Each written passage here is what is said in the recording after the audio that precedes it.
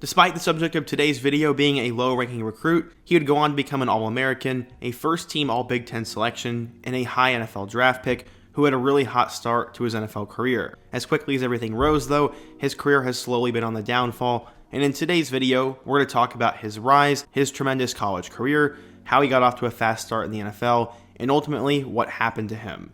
But before we get into it, we're on the road to 100K, so quickly be sure to hit that subscribe button, leave a like if you want to support today's video, let me know what player or topic I should do next, and turn on notifications so you never miss when I upload. Now, let's get started. So you're probably wondering who the subject of today's video is, and it is none other than former Indiana All-American and former Atlanta Falcon running back Tevin Coleman. But in order to understand what went wrong for Coleman, we first need to go back in time. You actually have to go all the way back to Liberia to start Tevin Coleman's story. Coleman's great-grandfather was the country's president from 1896 to 1900, and what's even crazier is Tevin's odds of living were slim. He was born 10 weeks premature in 1993, and he was so tiny he could fit in his mother's hands. As a baby born premature weighing just 3 pounds, Coleman would stay in the hospital for the first 7 weeks of his life. Doctors said I had a 20% chance to live. It ended up having consequences on his body later, as he once passed out during a tug-of-war competition, as he also had sickle cell, which made him more sensitive to high heat and altitude. Despite all that though, Tevin was still an athlete, but his original plan was to play baseball. He grew up in Illinois, and his father had trouble finding information about sign-ups for his son. But across the street, there was a house advertising a sign for youth football, so Coleman's dad made him try it, and if he didn't like it, they would do baseball. On the first day of practice, coaches used Coleman as a lineman because he was late. Tevin would make them see what an awful idea that was after he lined up for sprints. He was so much faster than all the other guys on the team, and he even outran them while tugging oversized pants and one hand on the ball. His dad said he recognized his son's talent the first time he ever stepped on the field, but he'd become more than just a good football player. He was a stand-up guy, as one of his teammates said, quote, "He was always an outstanding teammate. He never had a negative word for anybody, and he always did what the team needed, and everyone loved Tevin. He always had a great smile on his face, he was quiet, but whatever the team needed, he did." He was very versatile on the field, as he played running back, wide receiver, and corner, while also returning both kicks and punts. Originally, he was lined up as a lineman, but he said, quote, "I started taking off and beat everybody, and the next day I was a running back." Tevin literally did everything right, as on the football field or academically, there were no shortcuts for him. He came into school early for tutoring, stayed out of trouble, and studied hard. He also excelled at track, and the coach just said he had that it factor. He said, quote, "I've never been around a kid who had to work so hard on his grades. He never got a detention and never got in trouble." Him and his coach always had a special bond, and Tevin's kindness would show during his junior year, as his coach went through a bone marrow transplant, and he credits Coleman for helping him get through it. He said, quote, "Tevin would always check on me and make sure I was okay." So now we know a lot about Tevin's personality, but how good was he on the football field? He played for Oak Forest High School, and he was on an offense modeled after Navy's triple option. This would unfortunately hurt his stats, as his senior year he'd only rushed for 948 yards and 21 touchdowns, but also played defense and had 44 tackles. There was one game in particular though, in which he made a name for himself. In a 40-7-12 victory, he'd run for 2 touchdowns, return a kickoff 85 yards, and then had an 80-yard pick 6. Even better than that though, as a defensive back, he would race across the field and tackle a player at the 1-yard line as the first half expired.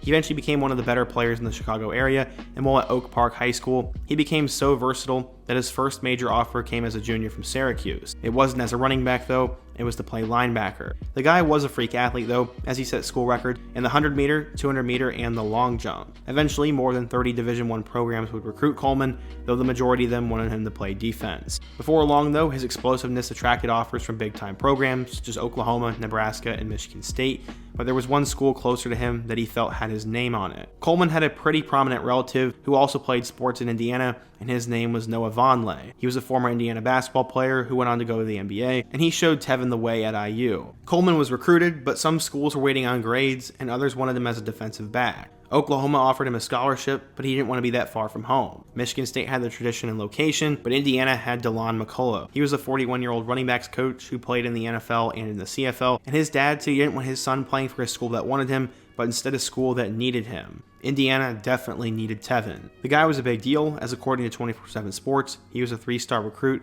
the number 39 running back, and the 646th best player in the class of 2012. Not much was known about him, but how would he do at a school not known for football? When Coleman arrived in Bloomington, he had no idea how to play running back. I mean, he technically did, but not in the traditional college formation. Coach McCullough said, quote, "Before he got here, he had never lined up behind a quarterback. He never had to pass block. It was all little fly sweeps or using him in the slot. He did have good vision though, but he didn't know how to put his pads down and run over guys. This would show as he didn't do a whole lot his freshman year. He would score a touchdown in a game against Navy, but overall, he finished with 225 yards with 1 score, averaging 4.4 yards per carry. Indiana did not have a very good season either, as they lost their last 8 games. Coleman, though, would play a lot better in 2013. He'd go for nearly 200 yards in their first game against Indiana State, and then went for over 100 yards and 2 touchdowns against Bowling Green. From there, he'd score a touchdown in his next 6 games, which included a huge 215-yard, 2-touchdown performance against Illinois. He'd also gone for over 100 yards against Minnesota, and combined for nearly 200 yards against Michigan State, Michigan, and Penn State. Unfortunately for Tevin, though, after a hot start, he would hurt his ankle and miss the last 3 games of the season. Tevin showed how good he could be, though.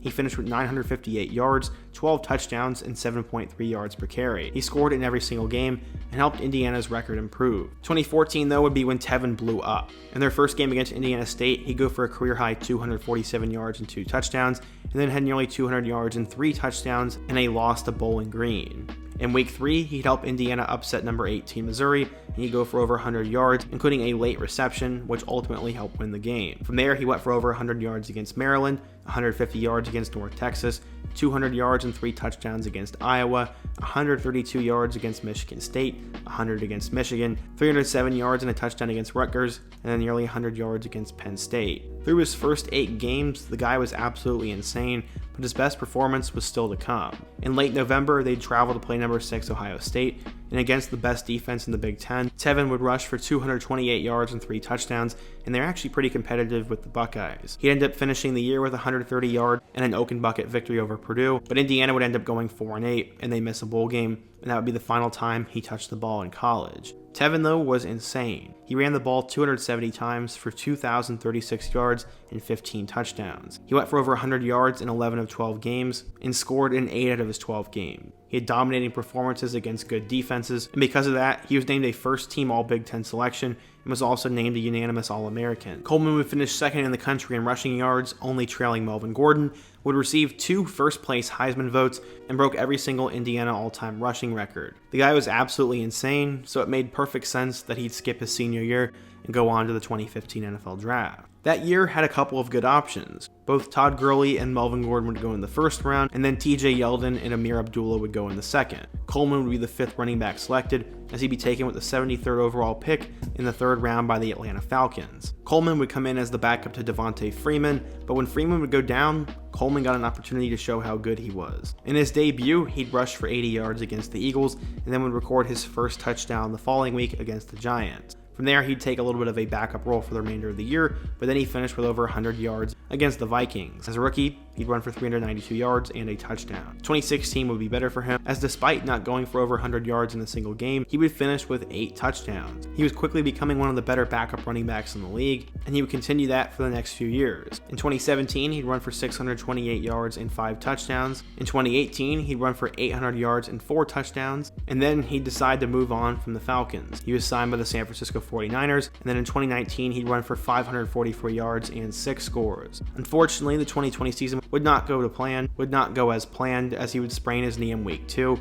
and basically did nothing for the remainder of the year. In 2021, he would find his 3rd NFL team, as he would sign a 1-year deal with the Jets. He'd end up playing in 11 games, starting 5 of them, finishing with 356 rushing yards. He ended up getting re-signed, but was later released, where he is now on the San Francisco 49ers practice squad. Through his 7-year NFL career, he ran for 3,293 yards with 24 touchdowns. He was never a star by any means, but he was consistent all 7 years, and was definitely known as one of the better backups in the NFL. So after becoming an All-American, getting Heisman votes, and becoming the best running back in Indiana football history, Tevin Coleman went on to have a decent NFL career. I wouldn't call him a bust, but I also wouldn't call him a star. He managed to have a better career than most running backs do, and I remember how awesome he was at Indiana. But what do you guys think? Do you guys remember Tevin Coleman back in college?